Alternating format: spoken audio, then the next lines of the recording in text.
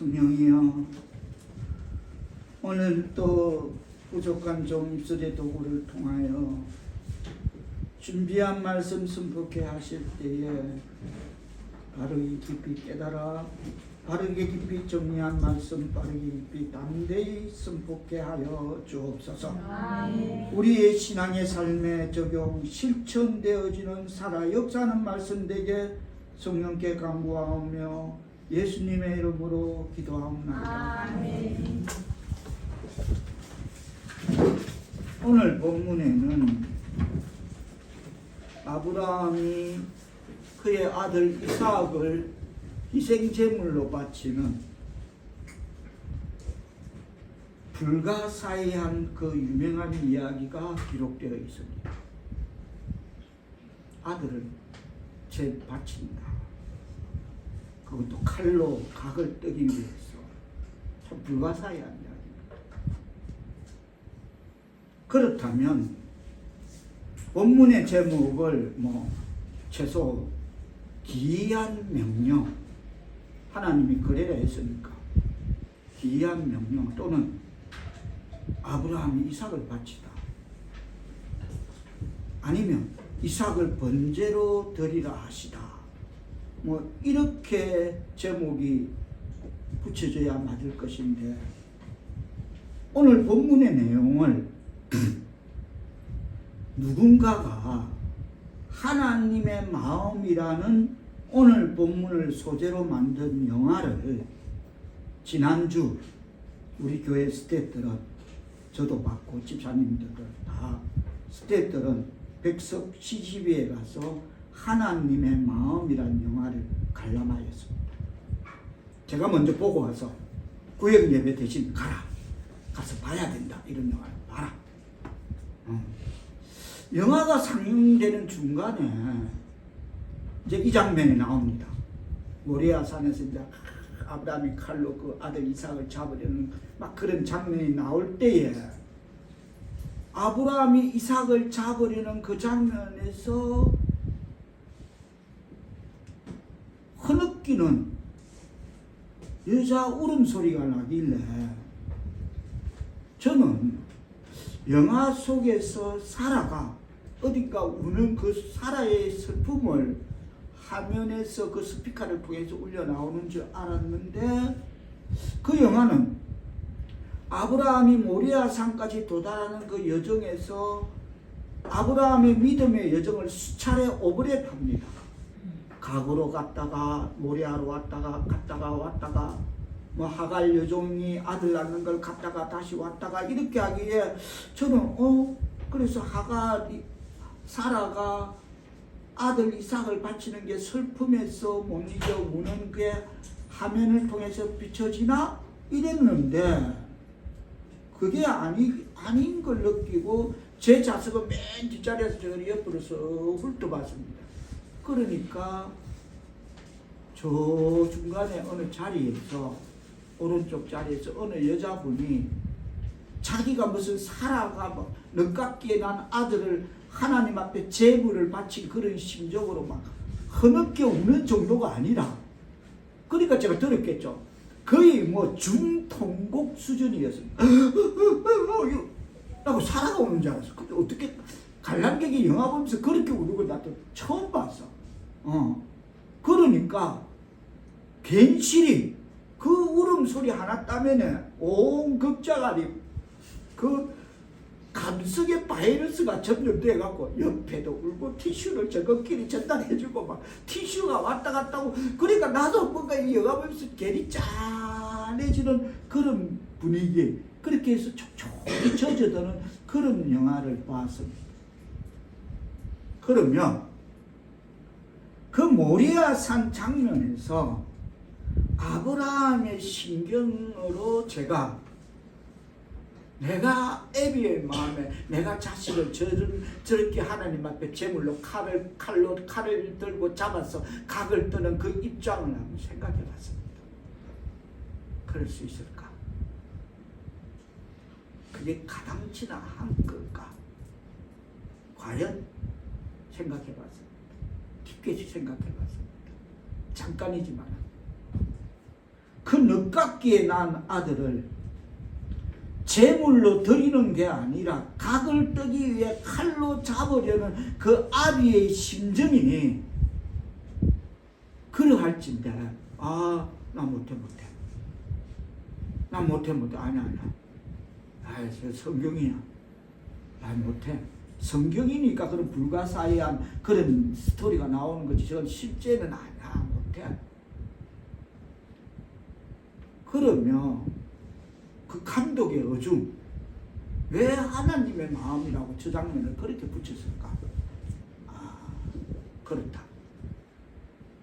너희 인류들이, 너희가 지금 성경을 통해서 하나님이 그 외아들을 너희 영혼을 구하기 위해서 내 십자가에 내어주어서 손갑 아래 못 박히고 옆구리에 창이 찔려 마지막 물 한 방울 피 한 방울 다 쏟게 하셨다. 너희는 성경을 통해서 들었다. 근데 실례로 어떤 인류사의 한 모델이 제시하는 거기까지 그 아들을 잡지도 죽이지도 아니했지만 그 인류의 한 아브라함이라는 모델이 거기까지 재현하는 그 장면은 그것이 바로 하나님의 마음이다. 알겠느냐? 너희는 눈으로 수없이 보고 귀로 수없이 듣는다.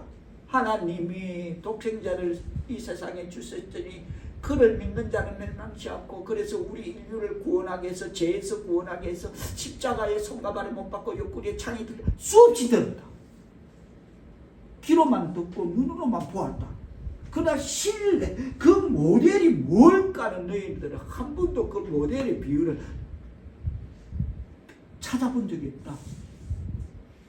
그와 비슷한, 거기까지 아들을 죽이지는 않았지만 거기까지 도달하는 심경, 그게 아브라함이 모리아산에서 그 아들을 드리는, 제물을 드리는 그 장면이, 하나님의 마음이, 그 다음 그 하나님의 마음은 어떠하겠느냐라는 그 감독의 어중은 이거였구나.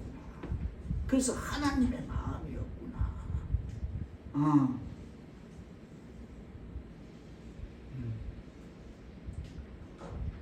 하나님의 독생자를 우리를 위해 십자가 제물로 삼으신 하나님의 마음을, 그 마음이 그 아들 이삭보다 하나님을 더 사랑한 그 아브라함의 믿음을 통해서 그 마음을 헤아리게 되는구나. 그 아들 이삭보다 하나님을 더 사랑하는 그 아브라함의 믿음을 통해서 그걸 연관시키는구나. 그 아들보다 우리를 더 귀히 여기시고 사랑하신 그 하나님의 마음을 깨닫게 하는구나. 그렇다. 여기까지 우리가 이해가 되고, 여기까지 그게 무엇인가? 내가 해보지는 않았지만 무엇인가를 깨달을 수 있다라고 느껴지는 게 하나님의 마음이다. 그 아들을 내어주었다. 그게 하나님의 마음이다. 비록 흥행에는 실패했지만 한 작품이 그런 깨달음을 우리에게 던질 수 있다면 그거는 가히 성공적이다 라는 제 나름의 그 작가에 대한, 감독에 대한 그런 노고에 대한 그런 그것을 제가 평을 내리게 되는 것입니다. 지금 분명히 감독도 안다, 작가도 안다, 저런 영화를 만들면 돈 안 된다는 거 안다, 실패하라는 거 안다. 그럼에도 그 얼마나 불타는 열정이 있었으면 돈을 들여서, 시간을 들여서 그런 영화를 만들어서 그거 하나 깨달게 하려고. 너가 늘 눈으로 보던 예수 십자가, 귀로만 듣던 십자가, 그것이 아브라함을 통해서, 그 신경을 통해서 하나님 마음이 거기에 비춰지는 것이다. 할렐루야. 참 오래간만에 참 그런 깊은 영화를 한 편 보게 되었습니다. 자, 오늘 보면 창세기 22장 1절을 뜻을 생각하시며 다 같이 한번 받들어 읽어주십니다. 시작. 그 이후에 하나님이 아브라함을 시험하시려고 그를 부르시되 아브라함아, 친히 가이르되 내가 여기 있나이다. 그 일 후에는 지금 모리아 제단, 모리아산 앞에까지 있었던 여정을 말하는 것일 것입니다. 아브라함은 창세기 12장에서 처음에는 믿음으로 자기 고향을 떠났습니다.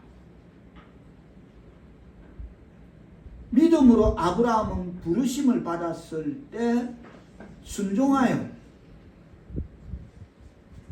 그것도 어느 날 밤에 꿈에 나타난 하나님의 음성을 듣고 너 고향 친척 애비 집을 떠나라 하는 그 말을 듣고 순종하여 장래 기업으로 받을 땅에 갈 바를 알지 못하고 나아갔다 라고 히브리서 11장은 그렇게 기록하고 있습니다. 아브라함이 처음에 고향을 떠날 때 아브라함은 자기 아버지보다 하나님을 더 사랑했습니다. 여러분, 그 시대에 부모라면 하늘인데, 부모라면 명인데, 아들이 두 눈을 뜨고 있는 부모를 이해를 시켜서 고향을 떠날 수 있다? 친척 부모를 떠날 수 있다? 불가능합니다. 더더군다나, 자, 우리가 창세기 22장을 접어놓고 여호수아 24장 2절로 제 성경은 구약 356페이지 356페이지로 잠깐 가보겠습니다. 356페이지 여호수아 2장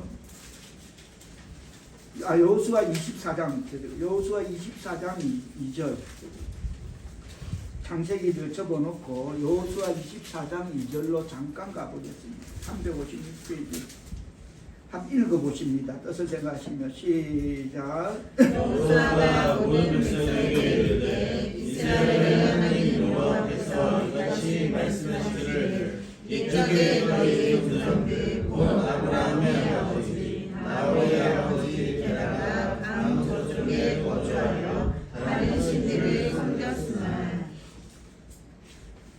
아브라함의 아버지 나홀의 아버지 데라가 강 건너 저쪽에서 다른 신을 섬겼다. 이 말은 어느 신을 섬기는 제사장, 그리고 우상을 팔아서 그 우상 조각을 만들어서 팔아서 재미를 톡톡히 보고 살아가고 있는 그 동네 유지라는 뜻입니다.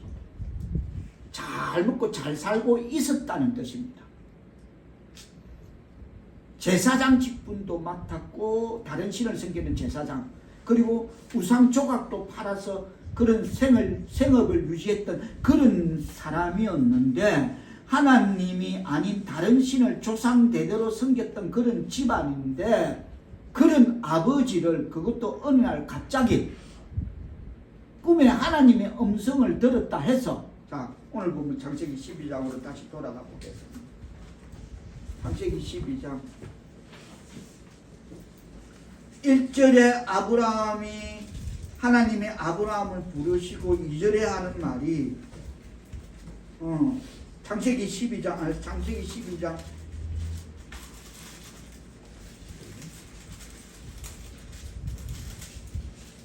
자 1절 뜻을 생각하시며 1절 2절을 다시 한번 다 들어보도록 하십니다. 시작. 여호와께서 아브라함에게 이르시되 너는 너의 고향과 친척과 아버지의 집을 떠나 내가 네게 보여줄 땅으로 가라.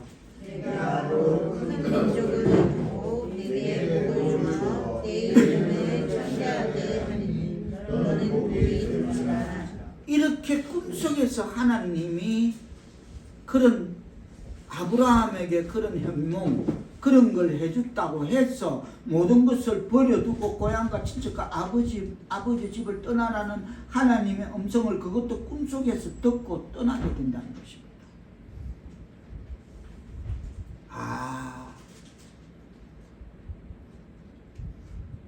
오늘 이 시대는 각종 매체와 정보로 그런 볼거리, 들을거리가 넘쳐나는 매체 정보의 홍수 시대를 할 수 있을 것입니다.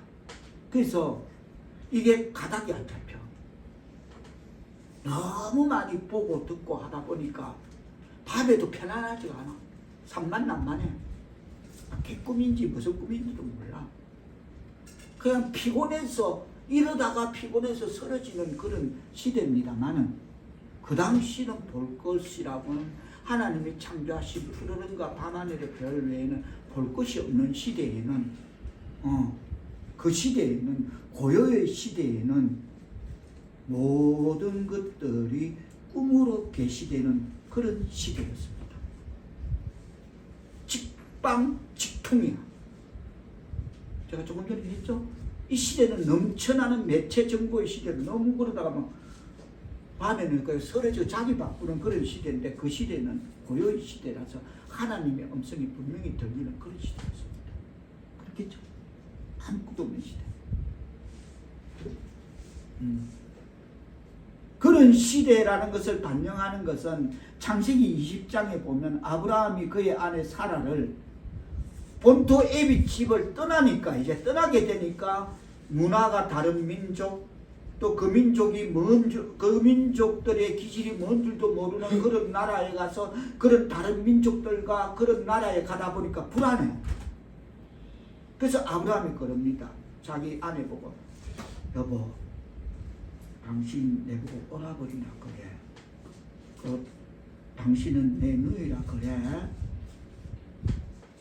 아브라함이 그래도 인간이니까 육신적으로 그런 다른 문화, 다른 민족을 만나면 사라가 너무 예뻤던 것입니다. 너무 아름다우니까 이 여자를 빼들기 위해서 자기 목숨, 부인이라면 빼들고 나를 죽이고 이 부인을 빼들어 갈까봐 하는 그런 우려로 그렇게 자기 아내에게 누이라고 말하라고 합니다. 아닌가 다를까 그런 일이 벌어집니다. 그렇게 했더니 어느 지역에 가니까 아비멜렉이 사라의 아리따움을 소문을 듣고 그래? 우리나라 여자들보다 더 뛰어나게 아름다워? 데려와라.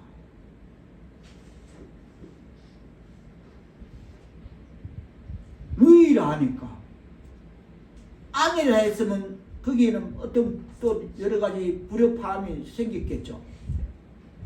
아브라함이 염려했던 그 기우대로 자기를 죽이고 뭐 이런 일까지도 막 뭐 어떻게 뭐 보면 그까지가 최악의 수도 있겠죠. 그런데 누이라 하니까 당연히 그 당시로서 부족장으로서 왕으로서는 그 정도는 아무것도 아닌 거죠. 일반 평민적인 사람을 내가 데려와서 아내로 삼겠다는데 아무 잘못이 없는 거죠. 그래서 데려와라. 자기 아내로 삼으려고 합니다. 근데 그 밤에 하나님이 꿈으로 그 시대 고요의 시대를 말하는 것입니다. 요즘은 볼거리 들을거리가 많아서 혼미산미 남미하지만 그 시대는 그런 게 꿈으로 나타나서 아비멜렉 왕에게 나타나서 그럽니다. 그 여인은 남편이 있는 여자다. 그 여인을 건드리면 너는 죽는다. 자, 창세기 20장 잠깐 가보겠습니다.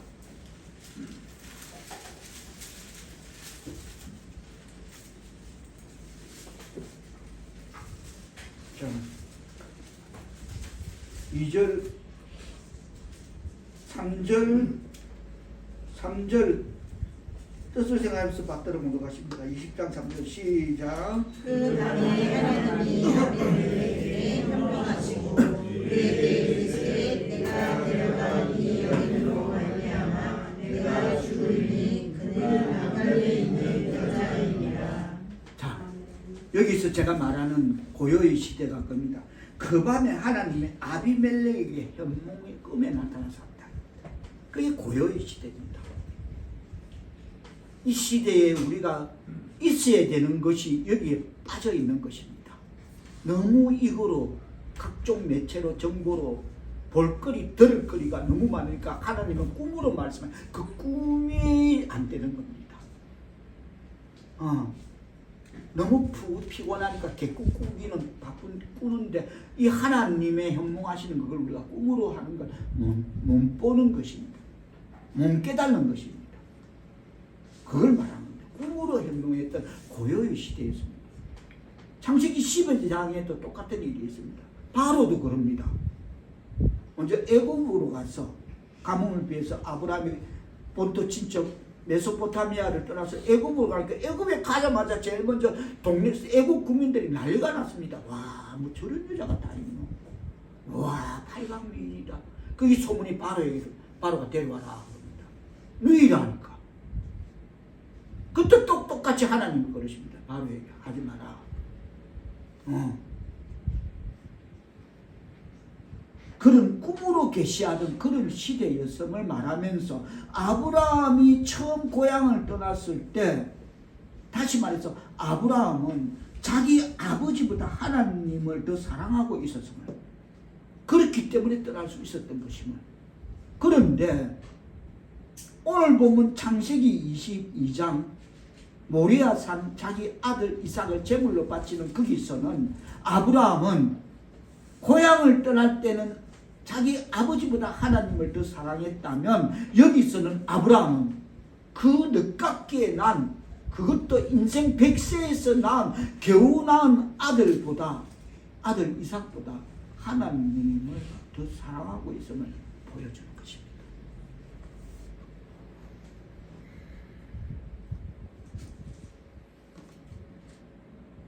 하나님보다 아들보다 100세에 난 아들, 늦깎이에 난 아들보다 하나님을 더 사랑하기에 그 외아들을 하나님 앞에 제물로 찾겠다는 겁니다. 우리는 자식이라고 물고 빨고 품 안에 여야 된다. 내가 아니면 안 된다. 천만의 말씀. 자녀를 더 망치는 것입니다. 물고 빨고 품 안의 자식이다. 천만의 말씀. 하나님보다 자식을 더 사랑하게 되면 그 끝은 가보면 할 겁니다. 저는 그거다라고 저는 감히 그 끝이 어딘지는 모릅니다. 그러나 다만 가보면 한다는 겁니다. 그러나 자식보다 하나님을 더 사랑하면 하나님께서 오늘 본문의 마지막은 그럽니다. 창세기 22장 17절로 보면 그 자손의 씨가 복에 복이 된다. 할렐루야 아멘. 그 자손이 씨가 복에 복이 되는데 하나님보다 자식을 더 사랑하면 그래 가봐라. 가보면 알 거다. 결국 자식에게 얻어맞게 됩니다. 자식이 머리가 깨이면 어떤 짓을 할지 모릅니다. 어떤 짓을 할지 모릅니다. 하나님보다 자식을 더 사랑하면, 그러나 자식보다 하나님을 더 사랑하면 하나님께서는 형통케 해 주실 줄 믿습니다. 믿으시기 바랍니다. 여기서 잠깐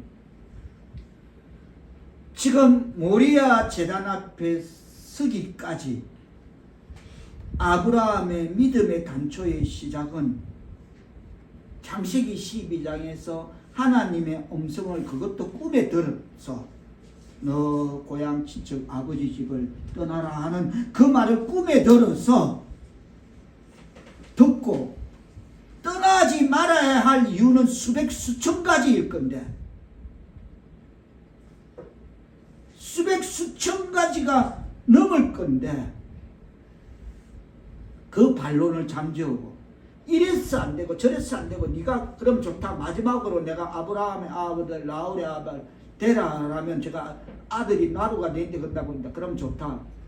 하나님이 젖과 꿀이 흐르는 데를 여보고 가라 했다면 그게 어디고? 그래 물을 것입니다.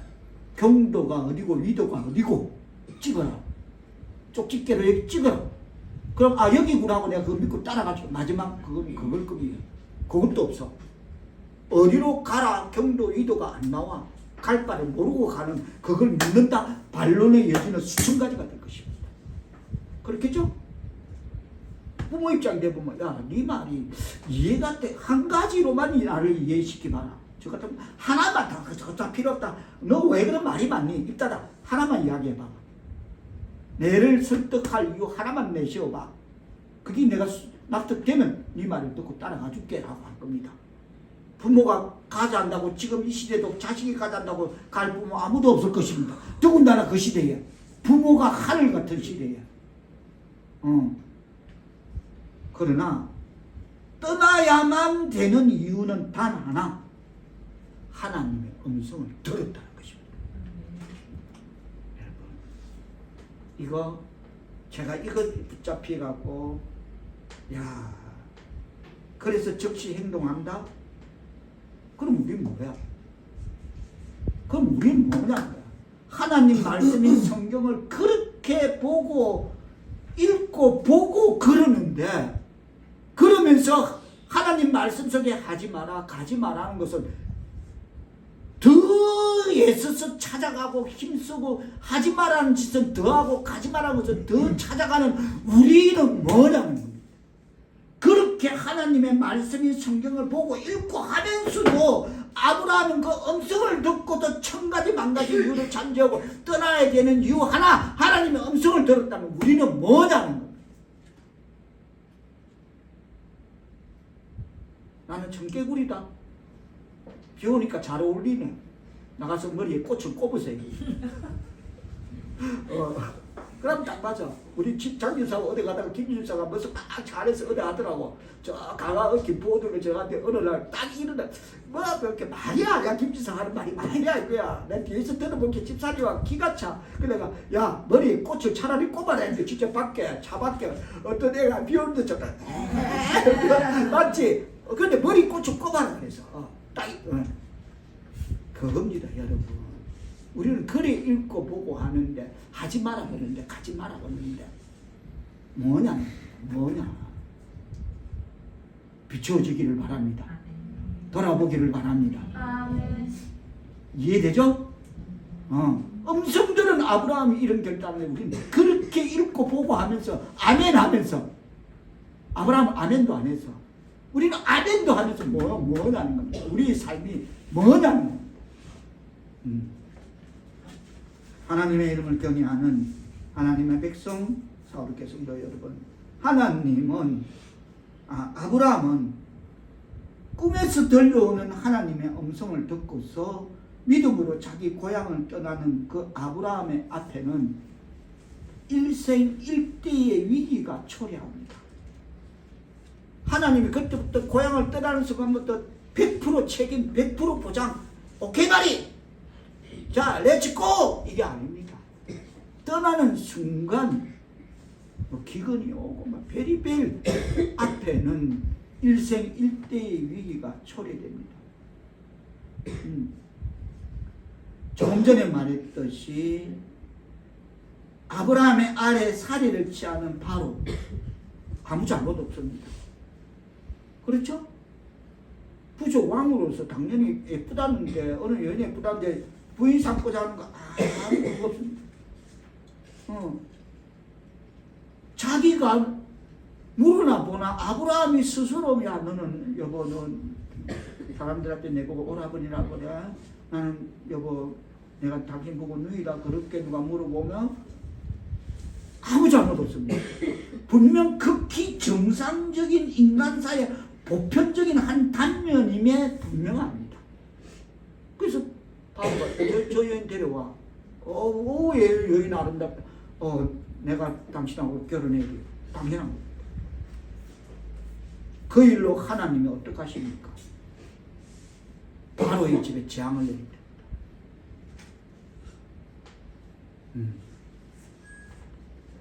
왜 그러는가? 누가 그럽니까? 하나님의 그 꿈에 들리는 하나님의 음성조차 듣고 믿음으로 순종한 그 신앙의 삶, 아브라함의 삶이 하나님이 보호하시고 하나님이 함께 하심을 깨닫기를 바랍니다. 그럼 지금까지 가도 하나님이 일생일대 인생 일대 위기 앞에서 하나님이 함께 하십니다. 우리는 밤낮 성경 읽고 보고 그러면서 죽는데, 어렸을 때, 힘들 때 힘들죠. 어려워야 맞죠. 죽기는 바라지 않겠습니다만은 그게 맞는 거죠. 그래 살면 성경을 읽고도 보고도 그래 살면 그게 맞는 거죠. 지당한 거죠. 근데 아브라함은 말씀만 듣고 움직이는데 믿음으로 순종했는데 어떤 일생일대 위기가 오니까 하나님이 함께 하셔. 그 바로 왕은 야, 저 여자 건드리면 안 돼. 아이고 이거 뭐야. 바로가 막 소, 양, 뇌물 막 재물 주고 막 내보내버립니다. 난 아무 잘못 없어. 맞다, 너는 잘못 없다. 아비멜렉이 나는 저 여자가 솔로라고 하기에도 솔로이자서 그래 맞다. 네 말이 난 네 잘못 없는 줄 안다. 그래서 내가 너를 다시 한번 깨우쳐 주기 위해서 내가 너에게 현명한 거다. 누가 그럽니까? 아브라함의 믿음의 순종, 그런 순종이 있을 때에 하나님이 함께 하신 줄 믿습니다. 그게 만사형통하리. 무슨 일을 만나도 만사형통하리라가 바로 그것이면 깨닫는 믿음 되기를 축원합니다.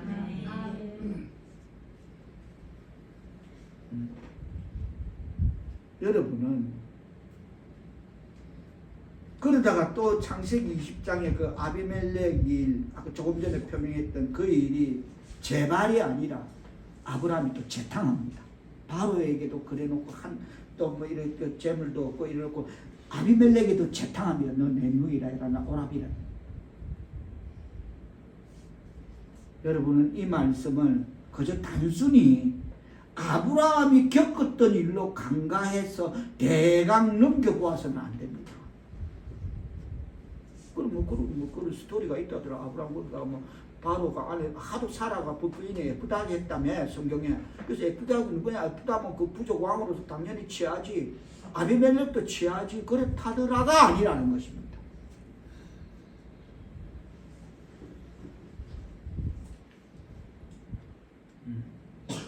그들은 더군다나 그 시대 문화로서 얼마든지 왕으로서 그럴 수 있는 인간사에 다시 말해서 극히 보편적인 한 단면임에 분명합니다만 아브라함으로서는 본인이 겪는 그거는 일생일대의 최대의 비극 사건일 것입니다. 눈은 벌쩍 뜨고 마누라를 뺏긴다. 그렇겠죠? 내 눈앞에 떴는 내가 눈 벌쩍 앞에 끽소리도 하고 마누라를 데려간다. 이게 난감하다? 아니죠. 난감은 아니죠. 일생일대의 최대 비극적인 사건이 되는 거죠. 그래 되면. 그렇다고 아브라함이 그런 문제를 놓고 허겁지겁 뭐 그런 황당무계한 그런 걸 놓고 하나님 앞에 기도를 드렸거나 본문을 보면 또 상대가 상대인 만큼 이보시오, 당신들 왜 그러시오? 내 허락 없이 왜 내 동생을 뭐 이래라 저래라 할 수 있어? 이렇게 따질 상대도 안 되는 겁니다. 상대가 상대인 만큼 끽소리 뭐 해야 돼? 맹식이 부족 왕들인데 아무 소리 못 해. 그냥 끽소리 못 하고 어떤 것도 못 하고 그냥 그들이 하는 대로 그대로 보고 있을 뿐이었다는 것입니다. 여러분, 이렇게 보고 있는 이 일생일대의 위기 앞에서 이런 상황도 믿음으로 순종해서 하나님의 음성을 듣고 움직이면 하나님이 무슨 일을 만나든지 형통하게 하실 줄 믿습니다. 그게 오늘 제가 말하는 요지가 그것이다라고 새겨야 될 줄 믿습니다. 깨닫게 되기를 바랍니다. 그렇게 아브라함같이 무조건 믿음으로 순종하면 이런 무슨 일을 만나든지 형통하게 되구나. 할렐루야 하면 그래서 아브라함은 그 일생일대 위기를 벗어나게 됩니다. 그렇습니다. 아브라함은 하나님의 부르심을 절대적으로 복종하였습니다. 이와 같은 사실을 히브리서 11장 8절은 이렇게 기록하고 있습니다. 믿음으로 아브라함은 부르심을 받았을 때 순종하여 장래의 기업으로 받을 땅에 나갈새 어떻게 했다? 갈 바를 알지 못하고 나갔다. 아까 제가 그랬죠? 마지막 질문. 그럼 좋다. 아들아, 네가 가는 목적지가 어딘지 경도, 위도 정확하게 찍어라. 아, 거기구나. 그럼 내가 이 땅은 내가 소문 들은 적 있다. 괜찮다더라. 물이 넉넉하고 숲이 많다더라. 그럼 한번 움직여. 그 네가 참 뭐 자식 이기는 부모 있나? 그럼 내가 한번 움직여 볼게. 그거 아닙니다. 갈 바를 알지 못하고 떠나라니까. 왜? 우상 섬기니까. 우상의 제사, 그 아비 데라는 우상의 제사장, 우상을 조각해서 팔아먹는 생업을 가졌으니까 떠나야 된다. 이렇게 떠난 것입니다. 그렇습니다. 아브라함과 같은 이런 믿음, 이런 순종이 있을 때에 무슨 일을 만나도 형통하게 될 줄 믿으시는 말씀 되기를 축원합니다.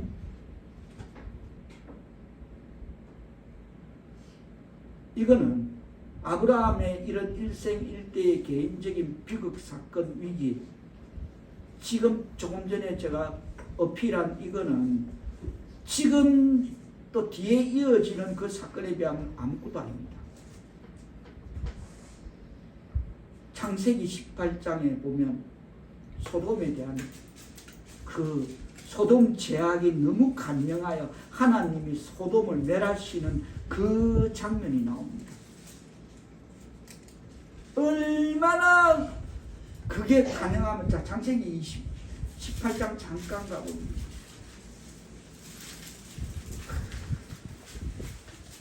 어느 날 하도 소돔이 악하니까 하나님이 천사들을 보내서 소돔을 멸하라 그럽니다. 그래서 천사들을 소돔에 오니까 아브라함이 사정합니다. 아브라함은 그렇게 생각했을 것입니다. 소돔에 내 조카가 살고, 그래서 조카가 갔으니까 하나님의 그 말씀대로 롯도 애비 친척을 같이 떠난 조카가 소돔에 사니까 그 조카를 인해서 그래도 하나님을 경외하는 백성들이 그나마 있을 것이다. 그래서 하나님 그 천사들에게 기도합니다. 잠깐만요. 소돔에 28장으로 보면 이렇게 말합니다.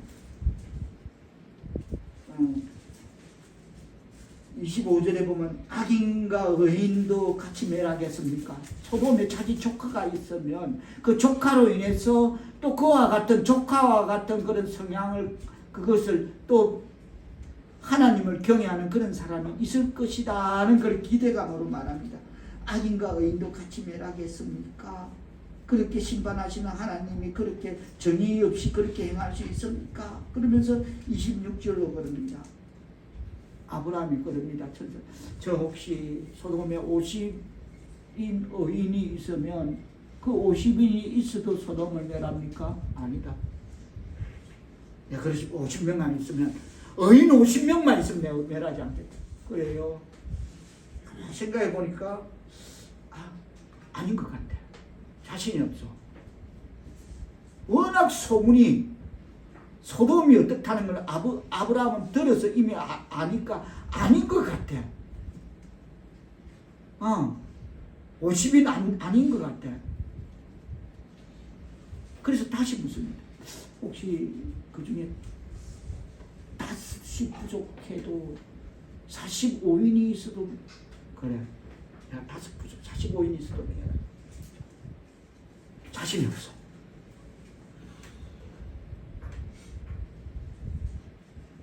내려갑니다. 30, 20, 10명. 그래. 그래. 그래. 그래. 자, 31절 뜻을 생각하시면 맞도록 공부하십니다. 시작. 아브라함이 또 이르되 내가 감히 내 주께 아뢰나이다. 거기서 20명을 찾으시며 어찌하려 하시나이까. 이르시되 내가 20명으로 말미암아 그리하지 아니하리라. 이런 아브라함의 강구에도 불구하고 소돔에는 의인이 없었습니다.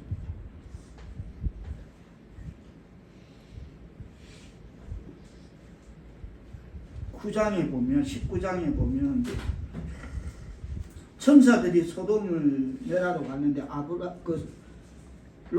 아브라함의 조카 롯이 그들을 영접합니다. 그래서 자기 집에 들이면데 그 소돔 원근 각처에 있는 오만 소돔 각처에 있는 오만 착것들이 자 19장 4절로 보면 그 천사와 롯이 그들이 그 집안에서 눕기 전에 그 성 사람 곧 소돔 백성들이 노소를 막론하고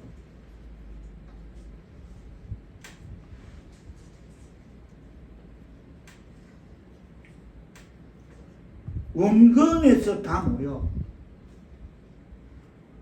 멀리 가까이 있는 노소 어리거나 젊은 거나 하고 떼거리로 몰려 그 집을 에워싸면서 하는 말이 5절에 그럽니다. 롯을 부르면서 그럽니다. 이봐 오늘 너그 집에 온 그 남자들 있지? 와 이럴 것입니다.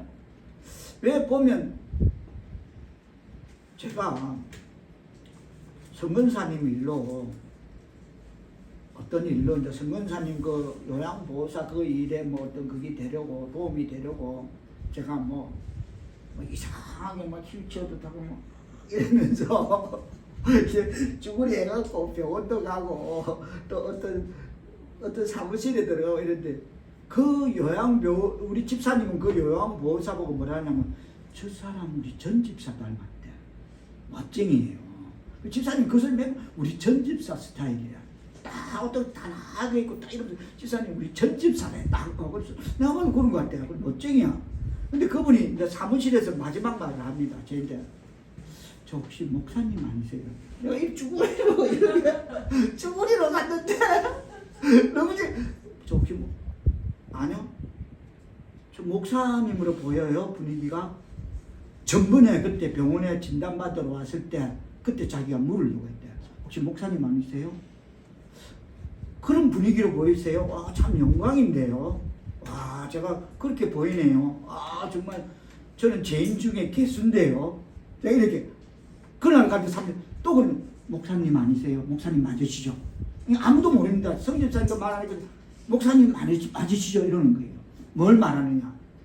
분위기가 있다는 거예요. 하나님의 사람은 그게 나타나는 거예요. 그러니까 소돔가들은 그 왜 있잖아. 제약에 찌든 세상 모습 있잖아요. 그냥 안 봐도 아는 그 모습. 온 세상 뭐 근심 걱정 다 짊어지고 기분 나쁜 그 남에게 기분 좋은 그걸 예수양기를 나타낼 수 없는 그런 삶을 살 수밖에 없는 그런 삶의 모습들의 얼굴을 가진 그 작태를 가진 그대들이 새로운 사람이 온 걸 누가 본 거예요. 근데 너무 멋져, 예뻐. 자기들 눈에는. 그게 동성, 그게 발휘하는 거야. 동성애 그게 발휘하는 거야. 그래서 이 노소들이 원근각체에 모여서 롯의 집에 대문을 두드리면서 야 오늘 너그 집에 온 그 예쁜 사람들 있잖아 남자들 그 멋쟁이들 좀 끌어내 우리가 오늘 그거 좀 동성애를 즐기겠다 이러는 겁니다. 이게 소돔의 대표입니다 여러분. 이게 소돔이에요. 근데 이게 소돔만이냐? 오늘날 현주소입니다. 오늘날 이 세상의 현주소예요. 무지개 들고 막 시청 앞을 하겠다고 무지개 들고 그걸 또 법으로 인정해주고 이게 지금 소돔이에요. 성경의 소돔만이 소돔이 아니라 이 시대가 지금 소돔으로 가고 있는 거예요. 그러니까 소돔이 그럽니다. 나가서 이어지는 6절을 하지 마라. 내 잇에 두 딸이 있다. 아직 남자를 가까이 하지 않은 두 딸이 있으니까 그 두 딸을 너희 때 내줄 테니까 너희 마음대로 하고 이 사람들에게는 하지 말라니까. 그네들이 하는 말이 뭔지 알까? 그거 필요 없다. 그 남자가 내놔라. 두 남자 내놔라. 아 네가 뭐야? 니도 내놔라. 니도 안 되겠다. 니도 같이 그것들하고 우리가 너를 또 즐겨야 되겠다. 그 그때에 천사가 나서 롯을 잡아당기면서 문을 닫으면서 그들의 눈을 어둡게 하니까 문을 못 찾는 거예요. 그 조금 전에 두드렸던 그 문도 못 찾게 눈을 어둡게 만들어버립니다. 그 소돔을 멸하는 겁니다. 작금의 시대도 점점 이렇게 되어갑니다. 성경은 그래서 소돔이 멸해지고 유황불로 태워지고 롯의 아내 보고 돌아보지 말라고 천사들이 너무 미기적거리니까 롯과 그 두 딸과 아내를 데리고 가는데 롯이 그럽니다. 내가 너무 긴장하니까 무서우니까 저기까지 저 산까지는 못 가겠다. 바로 요 앞에 있는 작은 산 소알 그까지만 내가 갈게. 나 못 가겠다. 걸음이 떨어지지 않는다. 너무 무섭다. 그 천사가 그래 좋다. 여기서 머물라. 한데 롯의 아내는 그것도 세상이라고 미련을 갖고 돌아보다가 소기둥이 되어버린 것입니다. 자, 그 끝을 유황불로 다 태워져. 아브라함이 보니까 소돔의 옹기 가마에 연기가 나듯이 멀리서 소돔이 타는 연기가 나는 것을 보게 됩니다. 그러면서 성경은 그 끝을 이렇게 말합니다. 29절 뜻을 생각하시며 받들어 본 겁니다. 19장 29절 시작. 하나님이 그 지역의 성을 멸하실 때 곧 롯이 거주하는 성을 엎으실 때에 하나님이 아브라함을 생각하사 롯을 그 엎으시는 중에서 내보내셨더라. 할렐루야 하면 무슨 말입니까? 지금까지 아브라함의 일생일대의 위기는 전초전이야. 그건 개인사야. 그렇죠?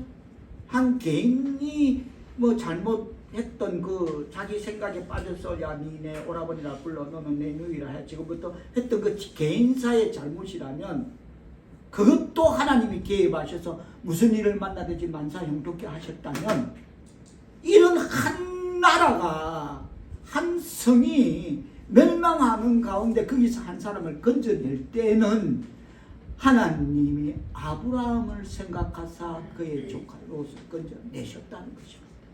무슨 말입니까? 우리가 아브라함 같은 믿음과 순종의 삶을 살아가면 우리 자녀들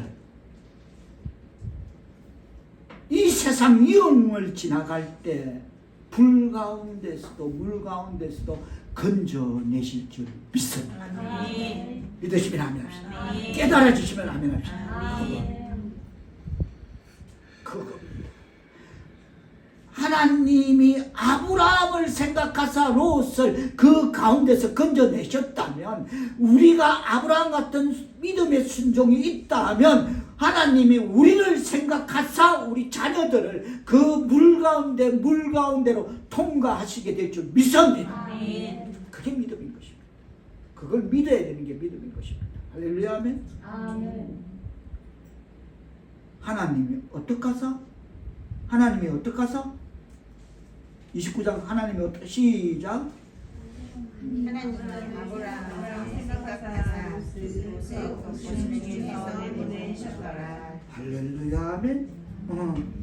하나님이 그 지역성을 멸하실 때, 그 롯이 거주하는 성을 엎으실 때 하나님이 아브라함을 생각하사 롯을 그 엎으시는 중에서 내보내 주셨다. 할렐루야 아멘. 그러면 이 점에 의해서 우리 스스로 자문자답을 구해봐야 될 것입니다. 하나님이 나를 생각하실까?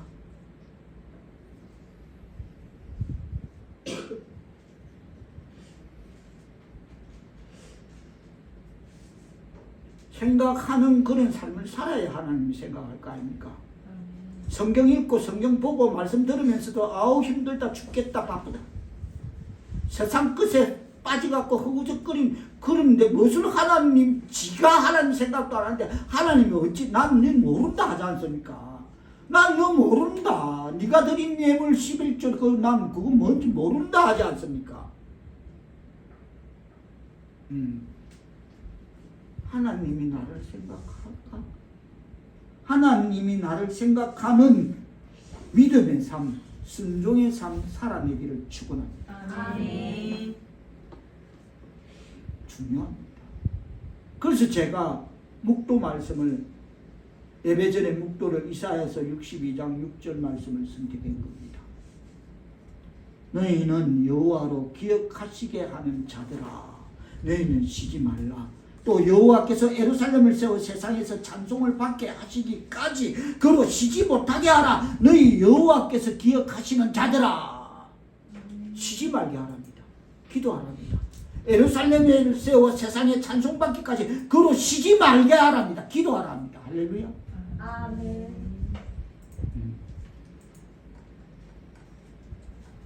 그리고 창세기 14장에 보면 당시에 부족 간의 전쟁이 끊어지지 않았습니다. 아브라함은 메소포타미아를 본토 고향 친척 애비 집을 떠나니까 세상이 난리야. 저것끼리 난리야. 똑같습니다. 지금 세상입니다. 난리야. 저것끼리 난리야.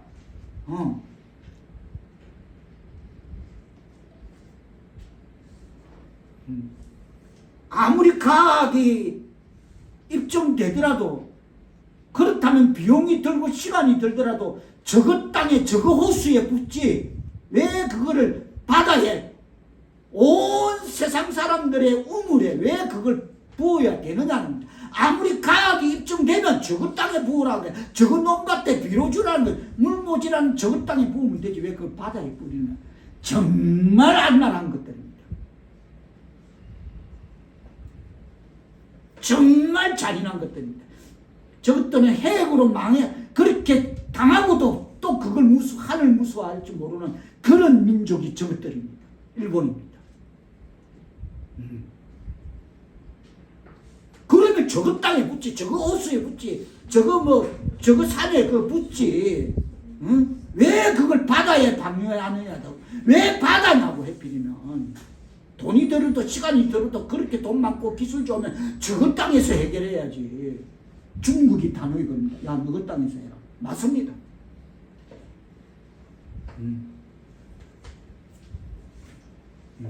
난리입니다. 세상은 난리입니다. 가진 것 같고 그 잠재적 기술 같고 그거 힘 있다고. 그 땅이 두 쪼가리 나서 땅속으로 빠져들은 그것도 모르고 그걸 힘이라고 그거 갖고 지금 난립니다. 바다에 뿌리도 뭐 너가 뭐 우리를 뭐 대항해서 어떡할 건데 돈으로 맞고 난립니다. 난립니다 세상에. 그처럼 아브라함이 자기 고향을 떠나보니까 부족 간의 전쟁이 끊어지지 않았습니다. 어느 날 어느 부족 왕이 소돔에 거주하고 있는 아브라함의 조카 롯과 그 재물까지도 다 탈취해서 롯도 잡아가고 재물도 다 걷어가 버렸습니다. 그 소식을 들은 아브라함이 집에서 길리고 훈련된 318명을 일명 외인부대, 외인부대 318명을 거느리고 지도에 보면 수백 킬로를 맨날 며칠을 쫓아가서 구출해 옵니다. 완전 이스라엘 지도로 뭐 끝에서 끝까지 올라가. 거기 수백 킬로를 맨날 며칠을 가서 아브라함이 그 어느 한 나라를 왕을 상대해서 어느 부족을 상대해서 자기 조카를 318명 겨우 끌고 와서 구출해 옵니다. 여러분. 자, 창세기 14장. 자, 13절로 16절 한번 읽어줍니다. 13절로 16절 뜻을 생각하시면 시작. 통하는 자가 와서 이브리 사람 아브라함에게 하니니 그때 아브라함이 아모리 족속 마므레의 성수리 숲을 근처에 거주하였더라. 마므레는 에스골의 형제요 또 아넬의 형제라. 이들은 아브라함과 동행한 사람들이더라. 아브라함이 그의 조카가 사로잡혔음을 듣고 집에서 끌리고 훈련된 자 318명을 거느리고 당까지 쫓아가서 그와 그의 가신들이 나뉘어 밤에 그들을 쳐 부수고 다메섹 왼편 호가까지 쫓아가 모든 빼앗겼던 재물과 자기의 조카 롯과 그의 재물과 또 그녀와 적을 다 찾아왔더라. 아멘. 여러분이 성경에 있는 지도에 보면 마무리에서 다음까지는 여기서 부산까지입니다. 거꾸로 가. 일직선으로 쫙 수백 킬로를 맨날 며칠을 가서 자기 조카를 뺏들어와 다시 찾아왔다. 우리로 무엇을 느끼게 합니까? 지금 일개 개인이 아브라함이라는 개인이 어느 특정 나라를 상대로 맞짱 떴다는 겁니다. 그것도 꼴랑 318명, 그것도 집에서 뭐 농가고 밭 갈고 하는 그런 무지랭이 318명 그런 뭐 외인 부대 끌고 뭐 이름하여 외인 부대 끌고 와서 맞짱 떴다는 겁니다. 근데 누가 승리를 하게 하셨습니까? 아무리 집에서 기르고 훈련된 자라도 맹색이 한 나라 왕을 상대한다는 것은 가당치나 하겠습니까? 그 팀들은 정예군인데, 근데 군사훈련을 정식 군사훈련을 받고 있는 정예군들인데, 밤낮 묵고 칼질하고 창질하고 훈련받는 정예군을 상대로 외인부대 18명을 끌고 와서 318명을 끌고 와서 맞짱 떴다? 그렇습니다. 이런 경우까지도 아브라함과 같은 이런 믿음, 이런 순종이 있으면 무슨 일을 만나도 만사 형통할 줄 믿으시면 말씀되기를 바랍니다. 아멘. 성립케 하시는 아멘. 여호와 니시 하나님, 아멘. 믿음과 순종에서 니시 하나님이 무슨 일을 만나도 형통케 하심을 믿으시기를 바랍니다. 아멘. 하나님의 백성 사울께서도 여러분, 그렇다면 만사 형통의 끝판은 무엇이겠습니까?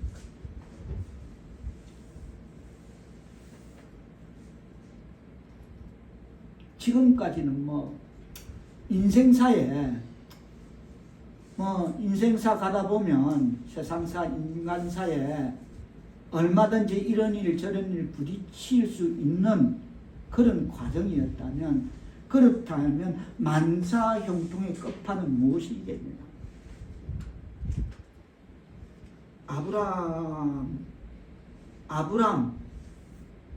아브라함이 되기 전에 아브람 이름의 뜻은 고귀한 아버지라는 뜻입니다.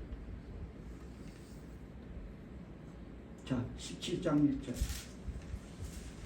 17장 1절 뜻을 생각하시면 받들어 본 것 같습니다.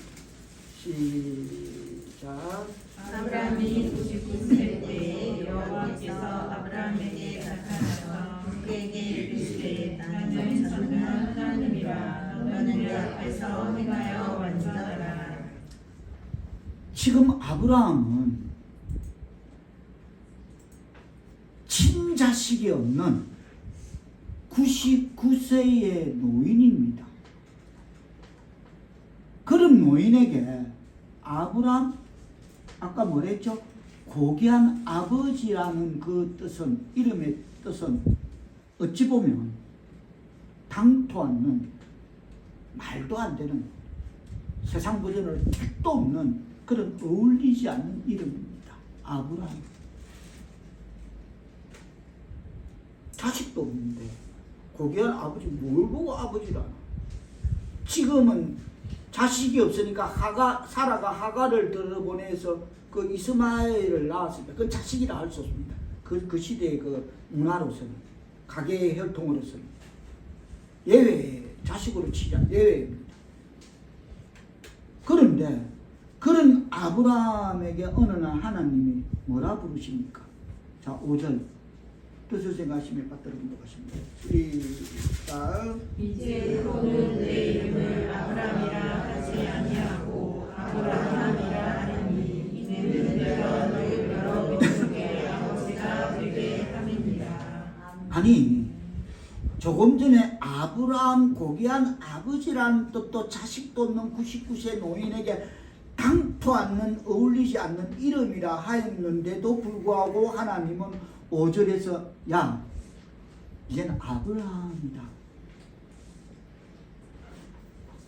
모든 민족의 아비, 믿음의 조상, 무리의 아비, 열국의 아비다 라는 뜻입니다. 각색해 봅니다. 제가 아마도 그렇게 되면 이 분위기에서 저라도 인간인지라 제가 아브라함의 그 스텝이었더라도 그 그룹에 속한 종이었더라도 속으로 그랬을 겁니다. 얼마든지 이렇게 생각할 수 있었을 것입니다. 아니 자식도 없는 친자식도 없는 뭐 있긴 있는데 그 뭐 이스마엘 그뭐 애굽 여자 하갈에게 놓은 그 서자라며 그 우리 문화로서는 친자식이 아니지. 그 자식도 없는 99세 꼰대가 아니지 꼰대도 아니지 완전 할배지. 앞니 빠진 꼬랑지 내린 할배가 무슨 많은 무리의 아버지라고. 처음에 고귀한 아버지라 할 때부터 내가 그 말 기담 안 들었는데 갈수록 심하네. 무슨 자기가 무리의 아버지라는 말이 그 뜻이 말이 되는 소리를 해야지. 치매가 왔나? 너무 자식 하다 보니까 올게 왔나? 그리고 낄낄거리고 비웃을지도 모릅니다. 그 그룹 속에 스텝에 있다면 가까이서 그걸 접한다면 그럴 수 있겠죠. 말이 되는 소리를 해야지. 너무 자식 아들 하니까 결국 올게 왔구나. 아이고 저러다가 이리 됐네. 우리 주인도 어쩔 수 없네. 치매인가? 아니 치매가 지면서 이거야. 자식 아들하고 돌아버린 거야. 이렇죠. 얼마든지 역지사지로 입장을 바꿔놔서 우리라도 그렇게 되면 그 시기 할 겁니다. 아 목사님 저러다 저렇게 해버리면 이렇게 될 겁니다. 우리라도 이건 말이 아닌데 앞뒤가 안 맞는데 아브라함도 그 사실을 알고 있다는 것입니다.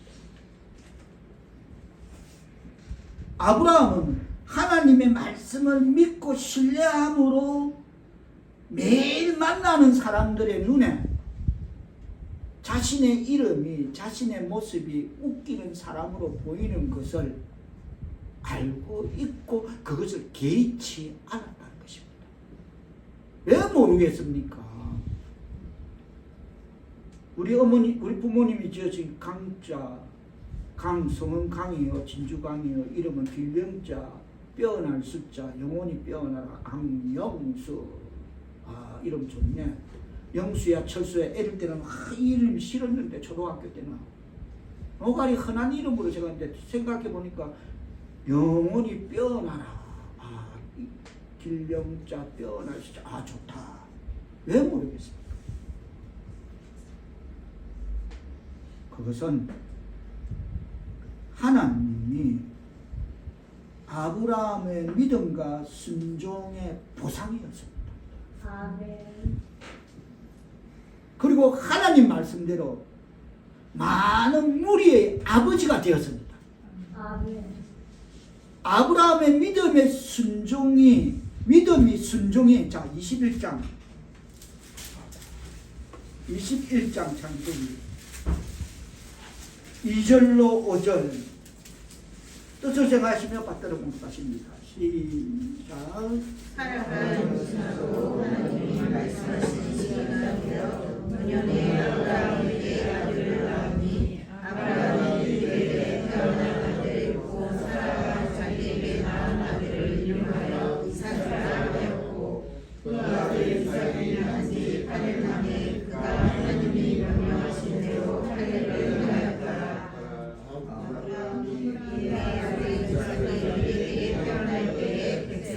아멘.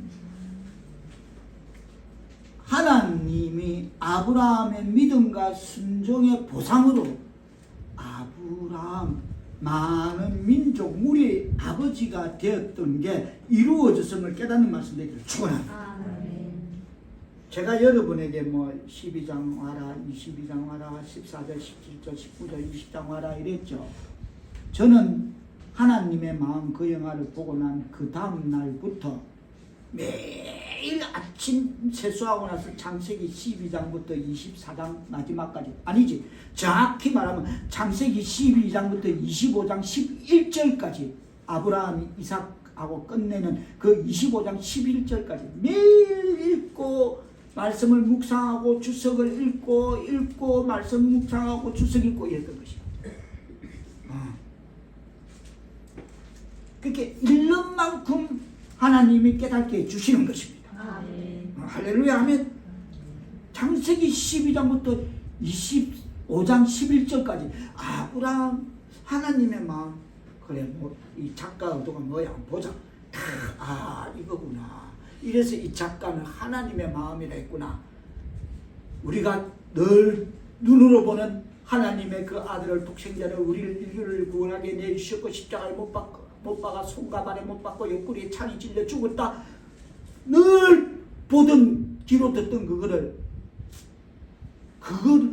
보고 들었지만 그게 느껴지는 그거 없었구나. 한 작가를 통해서 작품을 통해서 모리아산에서 아브라함이 그 아들을 잡는 그 신경에서 하나님의 마음이 무엇인가를 알겠구나. 할렐루야 아멘. 이게 하나님의 마음이에요. 와, 내가 그 애비의 마음 때문에 무시라 나 못해. 안 돼. 아니야. 지금 참으로 불가사의한 저건 성경일 거야. 안 돼. 그러나 이게 믿음이고 이게 순종임을 깨닫기를 축원합니다. 아멘. 이거 여기까지라는 것입니다. 물론 너희가 아브라함이 이삭을 잡아서 죽이지 않았지만 하나님은 그 아들을 십자가에 내어줬다는 것입니다.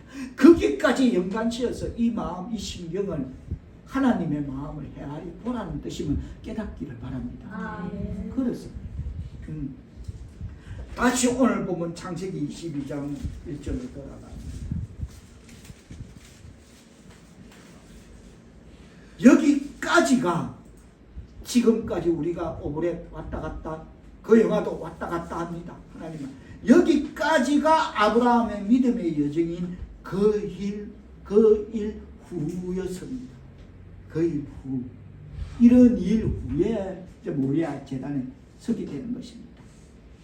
깨달아지시면 아멘 합시다. 아멘. 자, 다시 한번 1절 2절 뜻을 생각하시며 받들어 공독합니다. 시작. 그 일 후에 하나님이 아브라함을 시험하시려고 그를 부르시되 아브라함아 하시니 그가 이르되 내가 여기 있나이다. 여호와께서 이르시되 네 아들 네 사랑하는 독자 이삭을 데리고 모리아 땅으로 가서 내가 너에게 들어준 한 산 거기서 그를 번제로 드리라. 이 말을 직역하면 이렇습니다. 아브라함아, 모리아산에 가서 네 아들을 죽여라.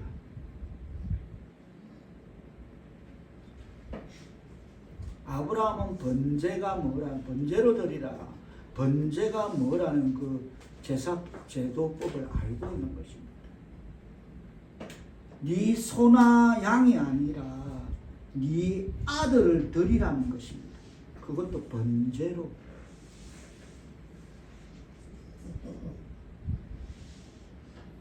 아브라함은 아마 이삭을 대신할 수 있는, 대속할 수 있는 다른 재물이 있다면 아브라함은 자기 전재산 수천 마리의 양도 소도 자기 전재산도 기꺼이 바쳤을 것입니다.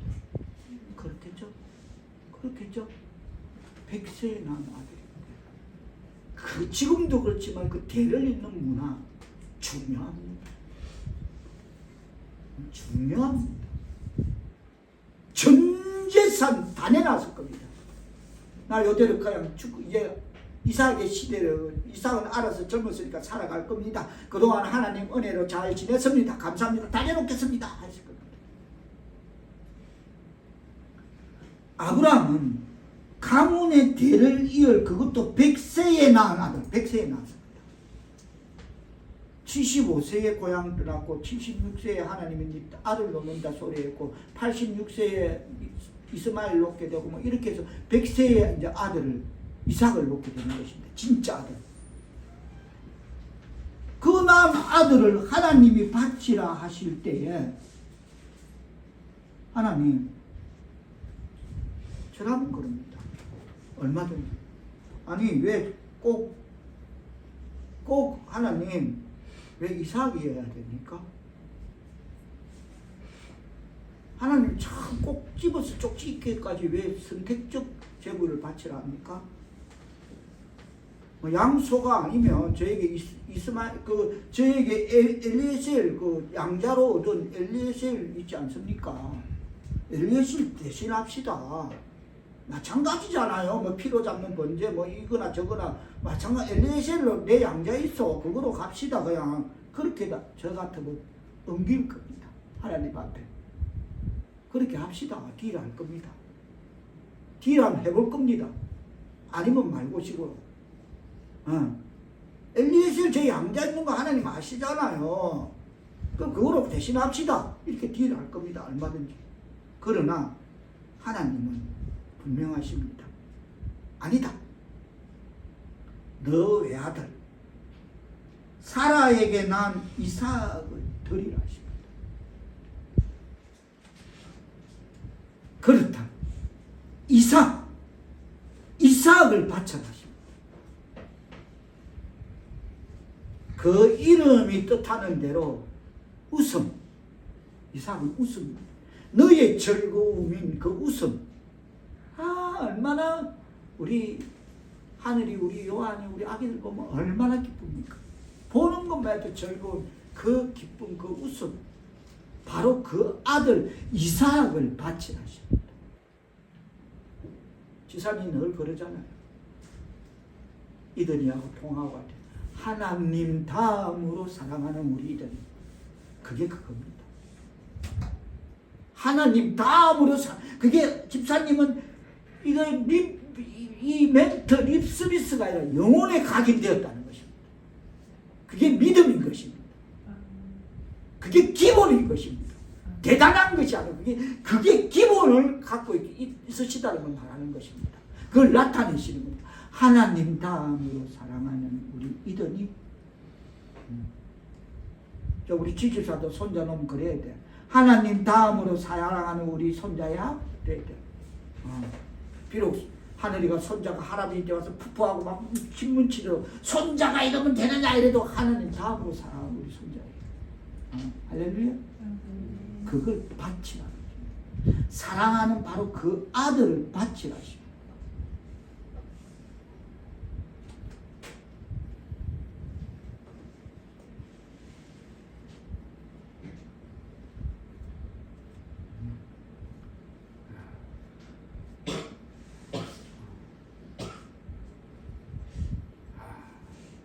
여기까지입니다. 믿음이 바치는 최대 공약수 여기입니다. 근데 우리는 집니다. 뜹니다. 그 아무것도 아닌 거, 내 것도 아닌 거 갖고 또 부들부들거립니다. 덜덜덜덜거립니다. 바침의 최대 공약수는 여기까지입니다. 믿음의 순종의 신앙의 삶이라면 여기까지라는 걸 하나님은 말씀하고 있습니다. 깨닫기를 바랍니다. 근데 우리는 별것도 아닌 걸 붙잡아. 내 자식, 내가 품어야 돼. 내가 어떻게 해야 돼? 나 살지나. 네가 해봐라. 내 두고 볼게. 이거 내가 두고 보는 겁니다. 하나님이 하셔야 될 줄 믿습니다. 하나님에게 맡겨 있어야 될 줄 믿습니다. 그럼 하나님이 그 자녀의 길을 무슨 일을 만나든지 행복하게 할 줄 믿습니다. 아니면 힘들어져. 골치 아파져. 빼도 박도 못해. 점점 더 깊어져. 하나님이 알고 내가 하겠다면 그래 돼. 근데 하나님에게 맡기면 죽고 사는 것도 하나님한테 맡기면 하나님이 무슨 일을 만나도 형통케 하게 하실 줄 믿습니다. 근데 우리는 내가 안 돼. 내가 어떻게 품어야 돼. 내가 내 자식을 내가 돌보고 내가 관리하고 내가 보호해야 돼. 나 살지나.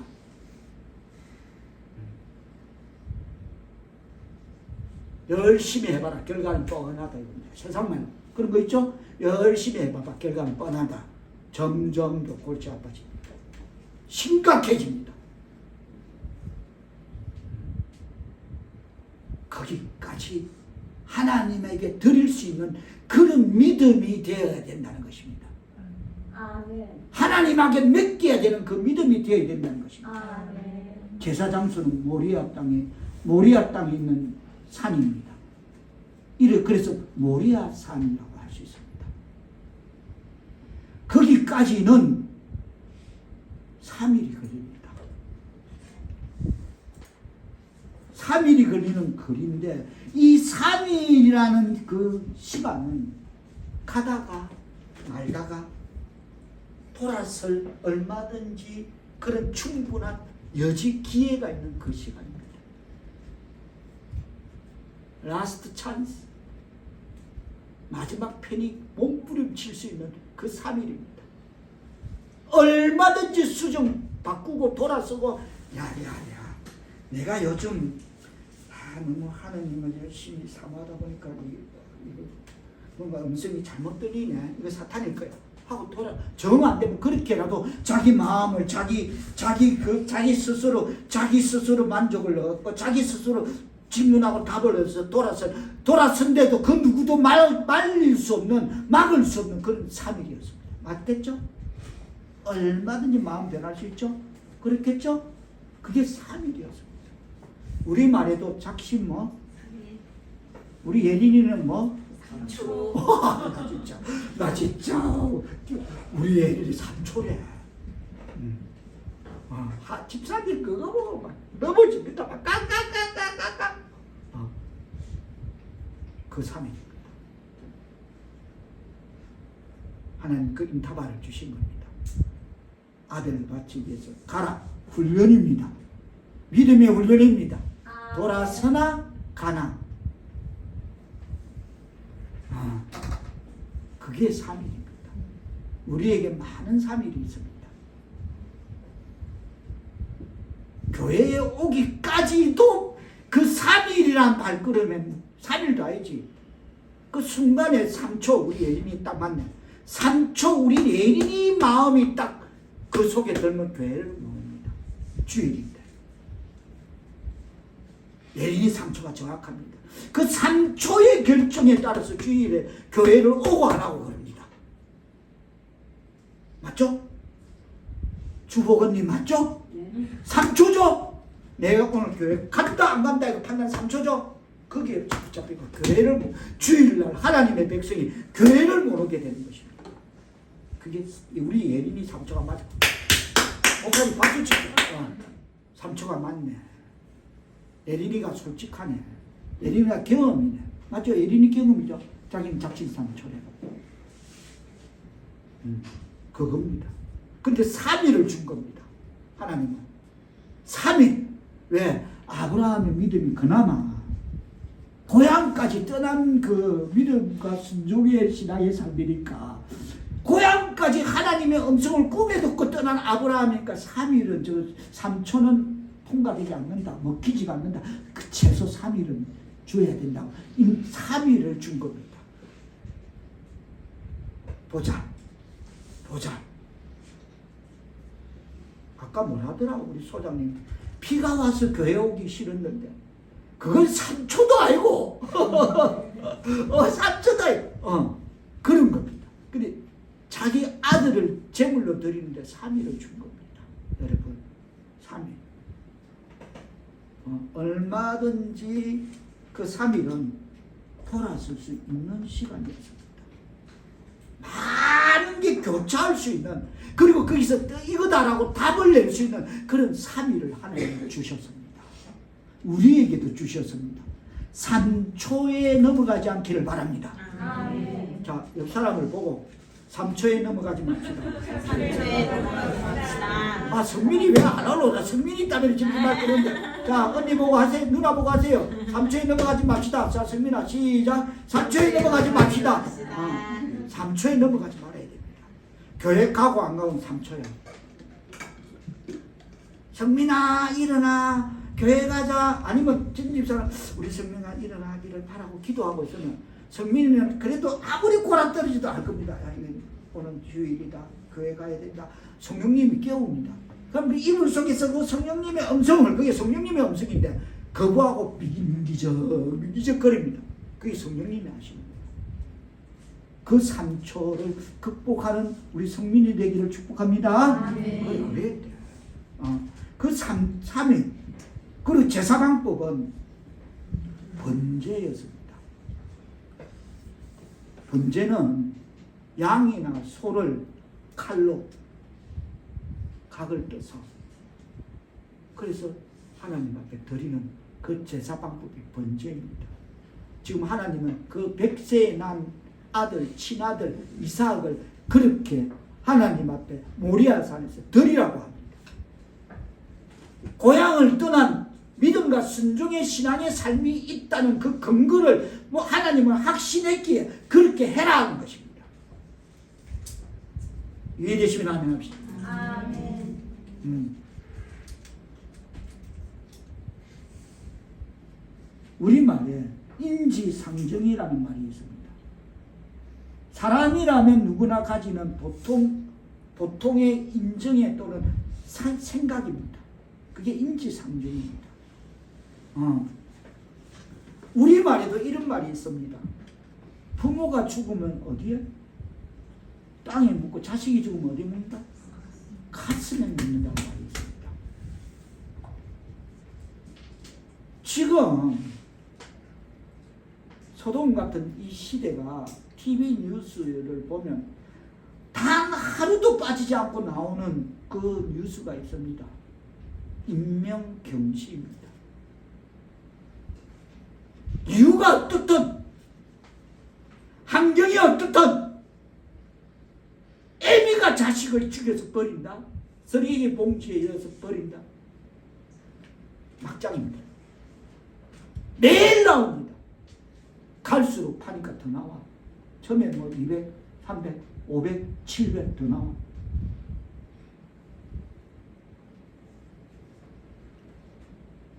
어떻게 부모가 자식을 키웠기에 어떤 본의 유산을 물려줬기에 자식이 딸이 그 짓을 하게끔 어떤 유산을 도대체 물려 그 책임은 부모에게 있는 것입니다.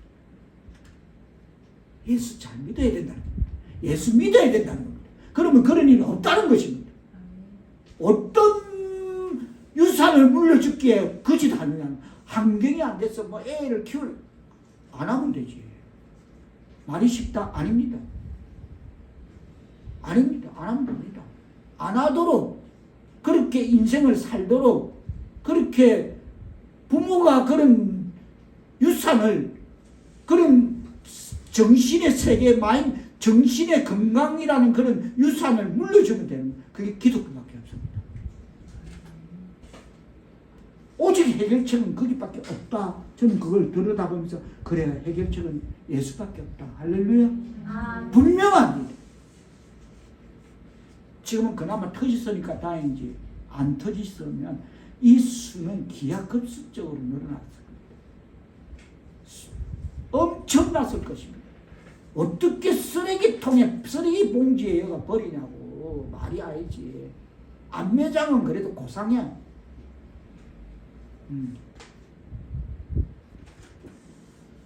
불과 요 몇 년 사이에 그것도 어미가 자녀를 수백 명을 죽여버리는 그런 전대미문의 그런 인명경시 사건의 매체를 그 온 뉴스가 도배한 그 사건은 경악을 금치 못하는 것입니다. 자식을 죽이는 것은 살인이라기보다 최악의 살인인 것입니다. 최악의 살인. 다른 사람을 죽이는 것보다 더한 살인인 것입니다. 조금 잘못은 무조건 잘못입니다.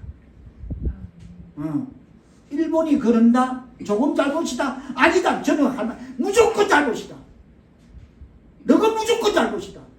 너가 돈이 없고 가난하고 기술이 없고 지혜가 없고 그러면 너그대로 그럴 수밖에 없다면 그것도 어느 한 구석을 놓고 또 이해라도 되지만 넌 이해가 안 된다. 너 조금 잘못은 무조건 잘못이다. 일본 너는 이 잔악한 것들아. 어디 버릴 때 너그 땅에 버리면 되지 왜 그걸 바다에 방류하느냐. 정확한 거죠. 조건 잘못은 무조건 잘못이라는 거죠. 자식을 죽이는 거죠. 남을 죽이는 것보다 더 최악의 살인인 것입니다. 어쩔 수 없죠. 방어하다 보면 죽이고 싶어 죽이는 사람은 어디 있겠습니까? 남을 죽일 때는 어쩔 수 없는 그런 방어 차원에서 다들 살인이 거기서 일어날 것입니다만, 이거는 죽이려고 죽이는 것입니다. 죽어야 되기 때문에 죽이는 것입니다. 어미가 자식을 죽이는 거나. 성경에 보면, 솔로몬의 지혜에 보면 그 시대라도 자식이 얼마나 인명 종중의 그 한 대목을 솔로몬의 지혜에서도 우리가 알 수 있죠. 어느 날 지금으로 말하면 한 산부인과에 두 여자가 똑같이 알을 낳거든요. 아기를 생산했는데 어느 한 여자가 장녀가 몸이 뚱뚱하고 막 산후우울증 때문에 피곤해서 뭐 이러다가 자기 아기를 깔게 뭉개 죽이게 됩니다.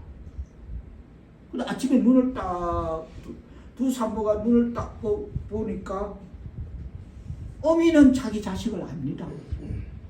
아무리 그래도 어미는 방금 난 피덩이가 이게 내 자식이라는 걸 압니다. 근데 porque 자기 아이가 아니야. 근데 이상하게 보니까 또 죽어 있어. 거기다가 저쪽에 딱 보니까 내 아이가 저쪽에 살아 있어. 그래서 아니 왜 이 죽은 아이는 뭐고 내 아이 주세요. 그 창녀가 무슨 소리야? 이 내 아이야. 네 아이는 지금 죽었잖아. 왜 이 죽은 애를 왜 놔두고 왜 내 아이 달라 그래? 이 여자 미친나 이럽니다. 그 솔로몬 재판 앞으로 갑니다. 솔로몬이 그 재판 앞에 딱 서게 됩니다. 지혜의 왕 솔로몬이. 그래, 이 죽은 아이는, 이 여자는 죽은 아이가 내 아이가 아이라고 그러고 저쪽 여자 아이라고 그러고, 이 여자는 살아있는 아이가 내 아이라 그러고 죽은 아이가 내 아이가 아니라 그런다. 야, 이거 참 난감하네. 솔로몬이 그럽니다. 하나님 참 생각합니다. 우리도 그래야 됩니다. 지혜 주소서.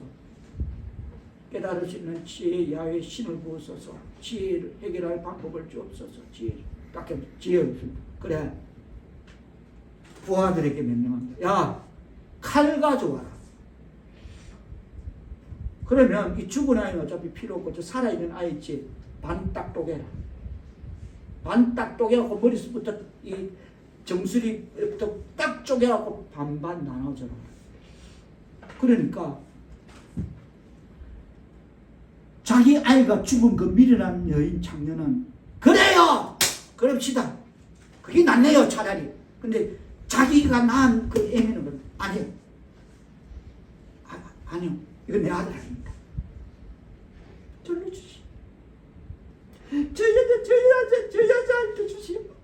이랬던 인명존중 사상인데 그게 성경에 나와 있는데 그때도 하물며 그랬는데 어쩌다가 이 시대가 그렇게 가느냐는 겁니다. 예수 믿어야 될 줄 믿습니다. 아멘. 답이 없더라고. 이건 답이 없는 거야.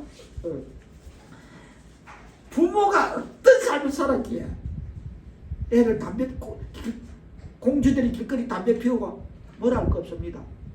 그 부모 유산입니다. 지 애미 그거 보고 하는 겁니다. 틀림없습니다. 그런 성경에서도 인명 존중 시대, 존중 사상이 생명에 대한 그 존중을 예수님은 그걸 말하고 있는데 어쩌다가 이렇게 됐나? 이 세상에 어쩌다가. 그래서 다시 말해서 조금 전에도 설명했지만 어쩔 수 없이 남을 죽일 때는 방어의 어떤 그게 분명히 이유가 있을 것입니다. 이렇게 해서 방어 차원으로 저 사람을 내가 찌를 수밖에 없고 그래서 죽게 되었다. 뭐 이런 방어 차원이 있지만은 자기 그것도 핏덩어리를 죽인다. 죽이기 위해서 죽인다. 이건 최악의 살인인 것입니다. 용서가 안 돼. 법이 정확하게 보더라고. 살인죄, 무기징역 맞습니다.